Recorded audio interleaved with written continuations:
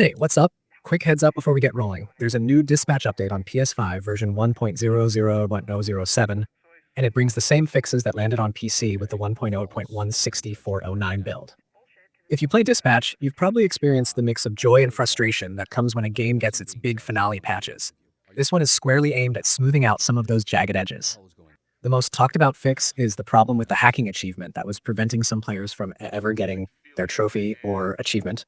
And the developers explicitly patched that, so eligible saves should now receive the award after you load the game or switch to the save slot that qualifies. That fix alone has been popping up across community threads and press write-ups because it affects people who completed everything but didn't get credit. Beyond that headline, what the patch does is the kind of tidy-up work that can change playthroughs in subtle ways.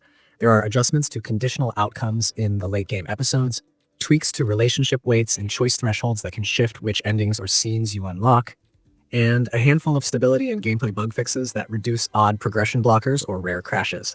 These are not flashy, balanced sweeps or new features, but they're the kind of targeted changes that make replaying for alternate endings feel more consistent and less reliant on obscure timing or accidental triggers. For those obsessed with completionism, the achievement situation is especially relevant. Community guides were listing all the hacking events and steps you needed to complete for the Fork 3D by Arbor 3rd achievement. And after reports from players, the studio prioritized a fix that retroactively awards the achievement once the game rescans your save on load. So if you finished the required events but didn't get the pop, load the matching save slot and the trophy should appear.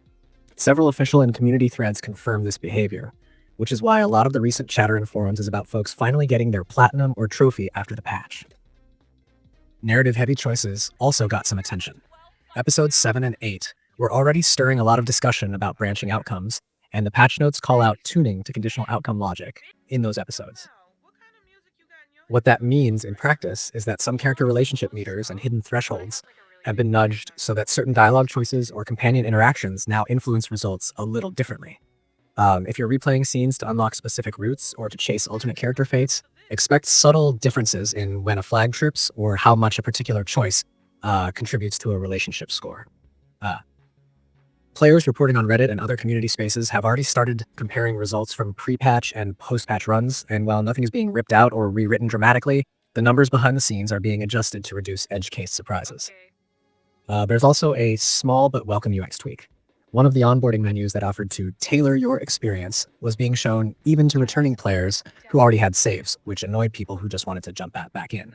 The update changes that behavior, so the menu appears only when a fresh install or no saves are present, which cuts down on repetitive prompts and keeps the flow smoother for people coming back to continue a playthrough. It's a low-profile change, but these are the little polish moves that reduce friction. On the technical side, the PC build shipped before the PS5 rollout. The Steam Depot records and community changelogs show the 1.0.16409 update hitting PC first, then the PS5 receiving the corresponding fixes via the console build. That sequencing is pretty standard for many studios, and it's useful to know because community discussion, guides, and bug reports often appear on PC first and then migrate to console channels as players sync up. What does this mean for you as a player? Practically speaking, the patch reduces the amount of annoying randomness that could lock you out of achievements or cause branching outcomes to behave inconsistently. If you've been replaying to chase alternate endings, you might notice that certain choices now behave more predictably. If you were stuck on a progression blocker or saw odd behavior in a shift or mission, there's a decent chance this update has a fix. Community threads show specific examples where fixes resolve progression blockers and hacking event edge cases, which is reassuring. It's worth noting that a number of community-created resources like guides that map out all hacking events across episodes remain useful because the underlying content and required events haven't changed.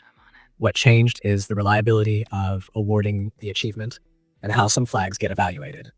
So those guides still help you track what's missing, and the patch just makes it more likely that completing those items will be correctly recognized by the game.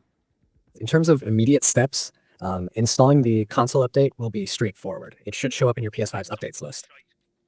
And once you load into the game, the fix for the hacked achievement should trigger if your save meets the criteria. Beyond that, the conditional outcome tuning is something to be aware of if you're doing multiple playthroughs. Small differences in choice weight can lead to different scene unlocks. So if you're chasing a specific ending, you might want to recheck any walkthroughs or community notes to see if thresholds have shifted. Overall, this patch is a typical post-finale cleanup. It doesn't revamp systems or add new episodes, but it takes care of nagging issues and makes finishing the game and getting credit for your efforts feel fairer. For completionists, people replaying for endings, and those who hit rare bugs, these changes are exactly the kind of thing that makes a big emotional difference, even if the patch list looks modest on paper. That's the rundown. The fixes are live. The achievement issue appears to be resolved for qualifying players, and the late game conditional tuning should make branching outcomes behave a bit more predictably.